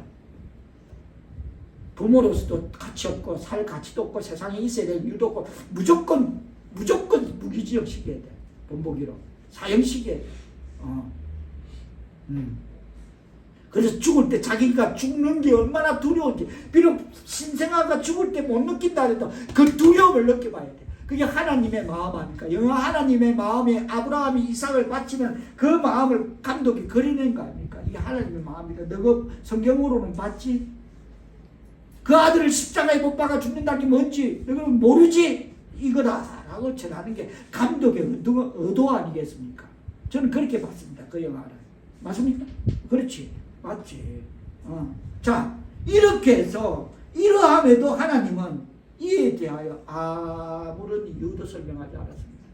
하나님, 애비가 자식을 죽인다고 이거 최악의 살인 아닙니까? 얼마든지 변명할 수 있죠. 하나님은 여기에 대한 노코멘트.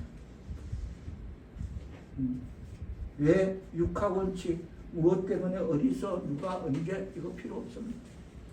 설명하지 않았습니다. 하나님이 뭐라 하시는 건 믿음과 순종입니다. 그거 있느냐? 여기 보면 그 일 후에 22장 1절에 보면 하나님이 아브라함을 시험하시려고가 단서인 것입니다.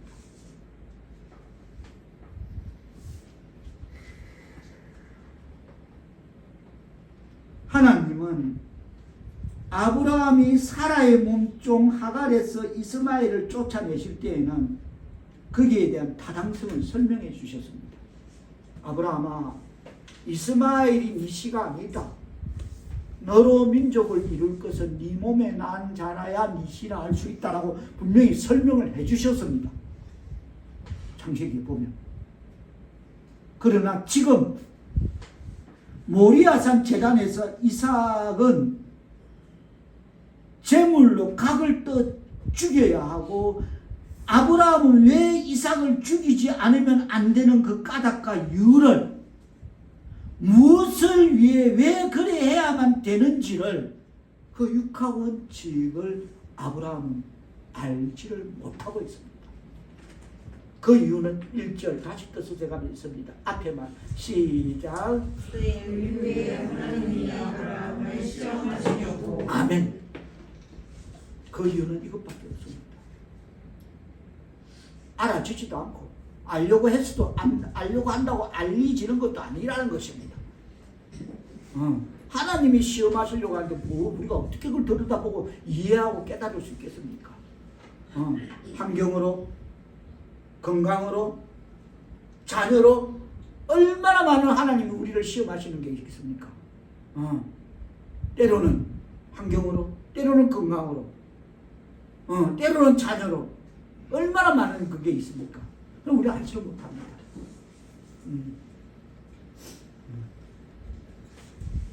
아니, 본문의 문맥을 들여다보면 아브라함은 예시당초 묻지도 따지지도 이름하여 묻지마 이 일에 대해서 알려고도 하지 않았습니다. 우리가 본문을 들어보면 알 수 있습니다. 그렇죠? 묻지마. 알려고도 따지지도 않습니다. 아니 무슨 하나님입니까? 내가 예수 믿는 거 맞나? 무슨 하나님이 살인을 무슨 이집까지 시켜? 아니 예시당초 생각지도 물으려고 따지지도 않습니다. 단 한 가지 아브라함이 알고 있는 사실을 성경 히브리서 11장은 이렇게 말하고 있습니다. 자, 히브리서 11장 17절 19절로 히브리서 11장으로 일단 가보겠습니다. 히브리서 11장 제 성경은 신약 365페이지 신약 365페이지 히브리서 11장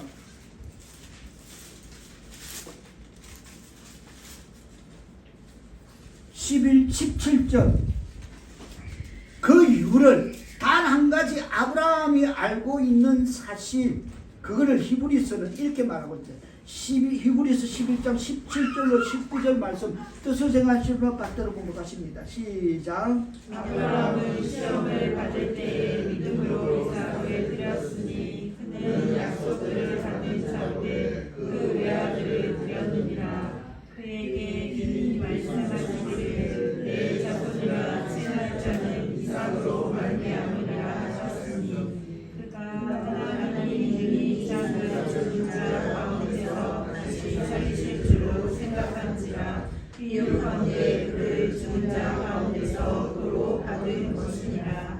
아브라함은 시험을 받을 때 믿음으로 이삭을 드렸고, 또 아브라함은 하나님이 능히 이삭을 죽은 자 가운데서 다시 살리실 줄로 생각했다. 믿음이다. 할렐루야.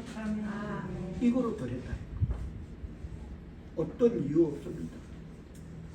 성경은 분명히 육권 해석을 이렇게 드립니다. 맞습니다. 여기에 어떤 인간의 생각, 사설이 들어갈 자리가 없습니다. 이거 말고는 없습니다. 맞으시면 아멘 합시다. 그렇습니다. 하나님은 하나님의 전능하신, 아브라함은 하나님의 전능하신 능력을 믿었습니다. 그래, 하나님, 내가 아브라함 이삭을 제물로 바치면 하나님 다시 죽은 자 가운데서 이삭을 살리실 거야. 할렐루야. 그걸 믿는 게 이게 바로 믿음입니다. 할렐루야 하면 아브라함은 하나님이 죽은 자를 살릴 수 있을 것이라는 것을 믿었습니다. 이게 믿음입니다. 여기서 잠깐 우리가 짚고 넘어가야 할 일 하나가 있습니다. 만약 아브라함이 하나님은 죽은 자를 살릴 수 있는 그 믿음이 잘못됐다면 아브라함의 계보로 그걸로 끝입니다. 잡아버리고 그렇겠죠? 이삭 갔는데 죽은 자 가운데서 다시 살리신다는 그 믿음이 없어 끝나는 거예요. 아브라함의 계보 끝. 그건 안고 다닙니다. 그건 뭐 한 인간 개인사에 얼마든지 뭐 그런 일이 정신병자를 만난 부모가 있으면 그럴 수도 있고 그렇다 하자. 그 인간사에 그런 일이 어떤 경우에 한 번 그런 일이 있을 수 있다 하자. 그보다 더 중요한 건 만약 아브라함이 죽은 자 가운데 살릴 수 있다는 그 믿음으로 아브라함이 이삭 자기 아들 독생자를 잡아버리면 그걸로서 그 믿음이 그게 그대로 안 이루어지면 아브라함을 통해 이삭을 통해 오시는 그리스도의 계보가 없다는 것입니다. 이해되십니까? 그리스도의 계보는 없다는 것입니다. 지금 그걸 말하고 있는 것입니다. 아브라함을 통해서 이삭을 통해서 예수 그리스도의 계보가 이어진다는 것입니다. 할렐루야 하면 그렇습니다. 그렇습니다. 우리는 이 사실을 간과해서는 안 되는 것입니다. 중요한 포인트입니다. 하나님이 가라는 곳으로 가면 여러분 잘못된 리가 없습니다. 하나님이 하라 해서 하게 되면 잘못되거나 나쁜 것이 없습니다. 하나님이 우리에게 절대로 나쁜 일을 시키시지 않으십니다. 하나님은 우리에게 나쁜 말, 잘못된 일을 절대로 하지 않고 시키지 않으십니다. 그걸 믿는 게 믿음인 것입니다. 할렐루야 하면 그렇습니다. 이러한 확신이 있었으므로 아브라함은 그의 모든 의심을 떨쳐버릴 수 있었습니다. 하나님은 헛되이 말하시지 않아. 하나님은 나를 잘못되게 하시지 않아. 하나님은 나를 지금 내가 여기까지 모리아산까지 왔지만은 내 인생이 그런 일생일대의 위기를 지나왔지만 그래도 지나가 보니까 하나님이 모든 어떤 일을 만나든지 그 어려운 가운데 만사형통하게 하셔서 나는 그 하나님을 믿어 하는 그 믿음이 그 축적되어 있기 때문에 아브라함은 하나님의 말씀에 마지막까지 믿음의 순종을 모리아산에서 실행하고자 했던 것입니다. 이해되십니까? 이런 신앙의 삶, 이런 믿음의 길을 걸어가는 저와 여러분들에게 축복합니다. 걸어가야 돼요. 그래야 맛보고 알아야 돼요.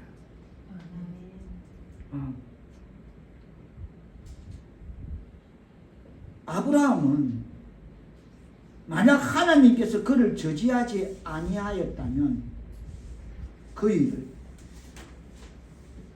행했을 것입니다. 그렇겠죠? 내가 여기까지 모션을 취할게. 요거 취하고 내가 내 자녀에게 믿음을 유산을 물려주기 위해서 네가 어쩔 수 없다. 아버지가 여기까지 내가 믿음이 강하다는 걸 네가 보고 본받아야 된다. 그래 여기까지 이거 아닐 것입니다. 그렇죠? 하나님의 음성이 들려서 막 잡아버려. 예, 죽은 자 가운데서 다시 살리실 걸 믿으니까. 할렐루야.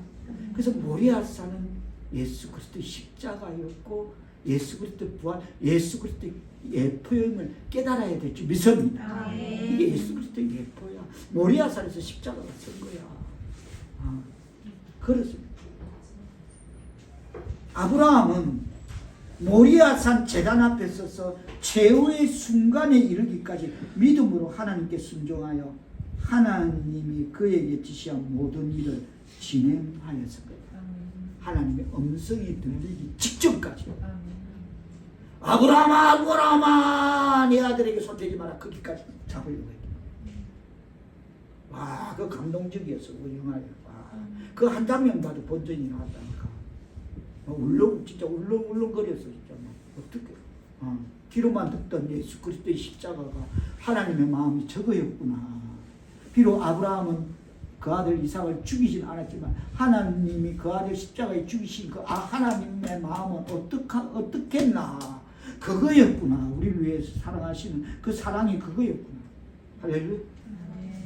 말씀을 맺으며 다시 오늘 보면 창세기 22장 7절로 들어갑니다. 뜻을 생각하시며 7절 말씀 받들어 보내주시겠습니다. 시작. 그 아버지 아브라함에게 말하여 이르되 내 아버지여 하니 그가 이르되 내 아들아 내가 여기 있노라. 이삭이 이르되 그가 너는 이거니와 번제할 어린 양은 어디 있나이까. 우리는 이 아브라함의 실은 지금 모리아 산 앞에 서서 겪는 이 과정에서 지금 이삭이 한 이 질문, 에비에게 하는 이 질문이 우리를 다시 한번 뭉클하게 합니다. 뭐냐면 이삭은 번제가 무엇인지를 알고 있습니다. 그게 뭐냐면 우리 자녀들이 하나님 앞에 드리는 예물에 뭐라고 적습니다. 하나님, 제 작심 3초를 호흡을 길게 해주세요. 이렇듯이 그게 바로 하나님 앞에 드리면서 하나님 앞에 기도드리면 하나님이 내 기도를 들어주신다는 걸 그 알고 있습니다. 이삭은 그 아브라함의 신앙의 과정에서 그 제사의 법도와 간섭을 잘 알고 있습니다. 그래서 번제가 무언가를 알고 있습니다. 번제는 칼로 짐승을 잡아서 양이나 소를 칼로 잡아서 각을 떠서 하나님께 드리는 그런 제사가 번제라는 것을 잘 알고 있습니다. 우리로 무엇을 깨닫게 하기에 충분합니까? 이것은 평소에 이삭이 가정에서 종교 교육을 부모로부터 얼마나 잘 받았는가를 보여주는 대목이랍니다. 그래서 질문합니다. 아버지, 나무도 뗄 나무도 있는데 재물은 어디 있습니까? 질문합니다. 이삭은 지금 그것도 자기 아버지 손에 자기가 재물이 되어 칼로 각을 떠 재물이 된다는 것은 전혀 모르고 있다는 겁니다. 생각도 안 하는 거죠. 번제가 뭐라는 건 알지만 어떤 제사법이라는 건 알지만 자기가 재물이 된다는 건 모르니까 아버지 양은 어디 있나요? 이해되십니까? 그죠? 아버지 칼도 있고 뭔데 뗄 나무도 있고 재물은 어디 있나요? 물으십니다. 여러분 그만큼 가정에서 종교 교육을 잘 받았다는 단면을 보여주면서 그러나 이삭은 재물이 무엇인지 어디 있는지 모르지만 아브라함은 알고 있습니다. 너를 바칠 거라는 걸 알고 있다는 것입니다. 여러분. 그렇겠죠? 그럼에도 아브라함은 이 위대한 계획을 그대로 진행하였던 것입니다. 가자. 그거 네가 걱정할 거 아니다. 하나님이 다 알아서 예배하신다. 제단 앞으로 가면 된다. 하나님이 하신다. 참으로 고귀하고 아름다운 믿음입니다. 이런 위대한 믿음을 소유하는 이런 위대한 믿음을 본받아서 그래서 16절로 18절에 이어지는 말씀처럼